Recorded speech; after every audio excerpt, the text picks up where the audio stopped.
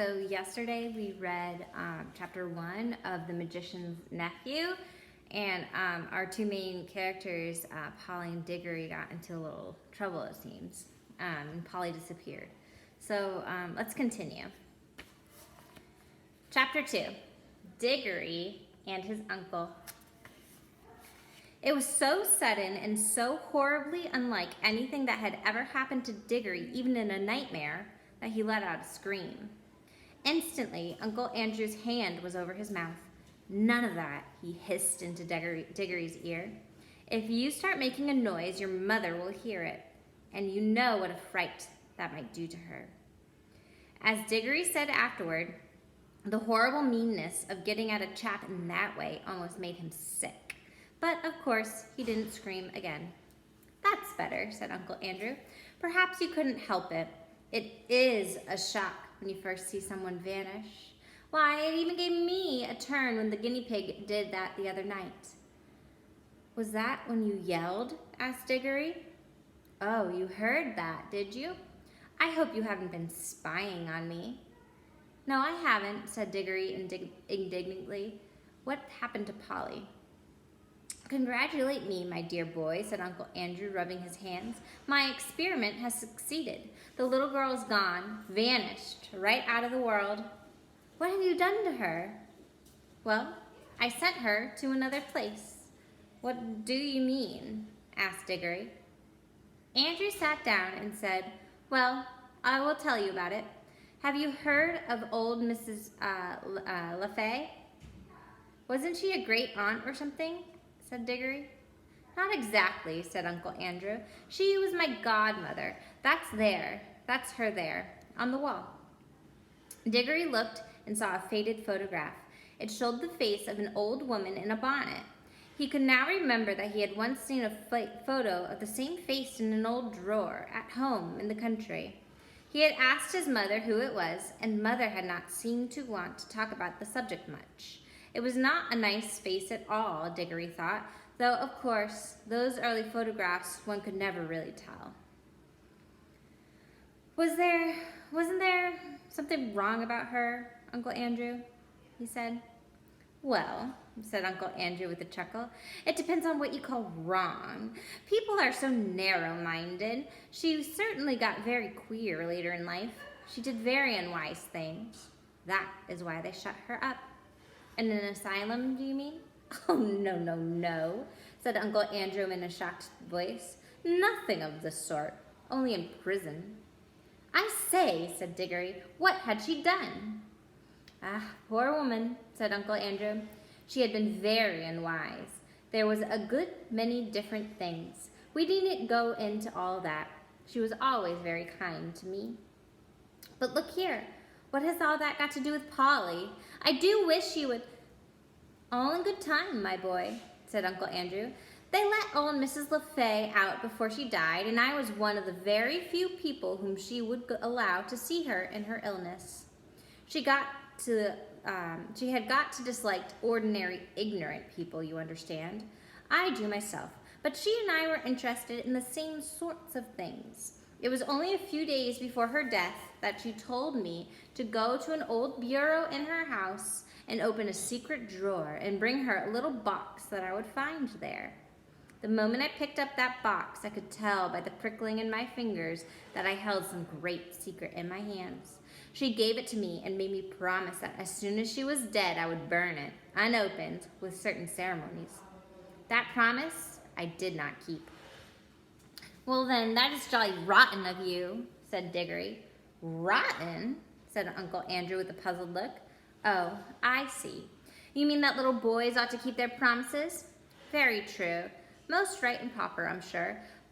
And I'm very glad you have been taught to do it. But, of course, you must understand that rules of that sort, however excellent they may be for little boys and servants and women and even people in general, can't possibly be expected to apply to profound students and great thinkers and sages.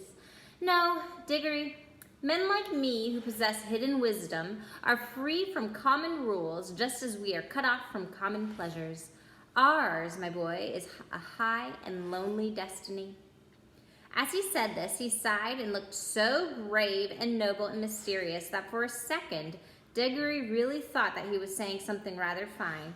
But then he remembered the ugly look he had seen on his uncle's face the moment before Polly had vanished, and all at once he saw through Uncle Andrew's grand words.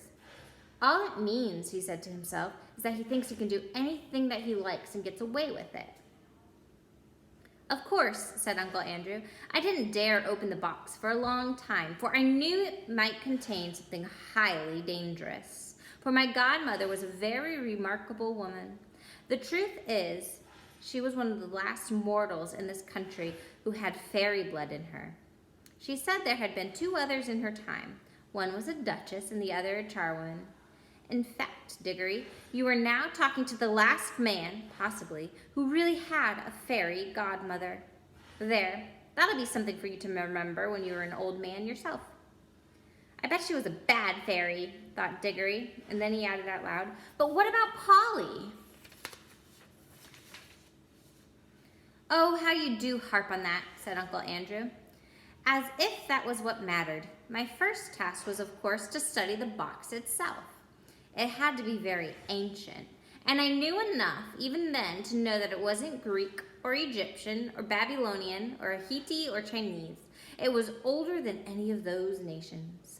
Ah, that was a great day when at last I found out the truth. The box was Atlantean. It came from the lost island of Atlantis. That meant it was centuries older than any Stone Age things that they dig up in Europe, and it wasn't a rough, crude thing like any of them either. For in the very dawn of time, Atlantis was a great city with palaces and temples and learned men. He paused for a moment as if he expected Diggory to say something, but Diggory was disliking his uncle more and more every minute, so he said nothing.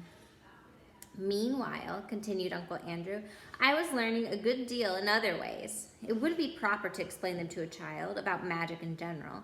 That meant I came to a fair idea of what sort of things might be in the box. By various tests, I narrowed down the possibilities. I had to get to know some devilish queer people who go through very disagreeable experiences. That was what turned my head gray. One doesn't become a magician for nothing. My health broke down in the end, but I got better. And at last I actually knew. Although there was not really the least chance of anyone overhearing them, he leaned forward and almost whispered as he said, the Atlantean box contained something that had been brought from another world, and when our world was only just at the beginning. What? Asked Diggory, who was now interested in spite of himself. Only dust, said Uncle Andrew. Fine, dry dust. Nothing much to look at. Not much to show for a lifetime of toil, you might say. But when I looked at the dust, I took jolly good care not to touch it, and I thought that every grain had once been in another world. I don't mean another planet, you know. They're part of our world, and you could get to them if you really went far enough, but really, another world, another nature, another universe, somewhere you would never reach if you traveled through the space of this universe forever and ever, a world that could only be reached by magic. Here Uncle Andrew rubbed his hands until his knuckles cracked like fireworks. I knew, he went on, that if only you could get into the right form, the dust would draw you back to the place it came from. But the difficulty was to get it right into the right form. My early experiments were all failures. I tried them only on guinea pigs. Some of them died. Some exploded like little bombs. It was a jolly cruel thing to do, said Diggory, who once had a guinea pig of his own. How do you keep getting off the point, said Uncle Andrew. That's what the creatures were for. I'd bought them myself. Let me see, where was I? Yes. At last I succeeded in making the rings, the yellow rings. But now a new difficulty arose. I was pretty sure now that a yellow ring would sing any creature to that it touched to the other place. But what would be good of that if I couldn't get them back?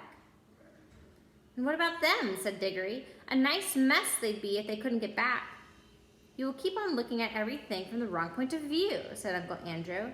Can't you understand the thing is a great experiment? The whole point of sending anyone to the other place is that I want to find out what it's like. All right, we will stop there and then continue.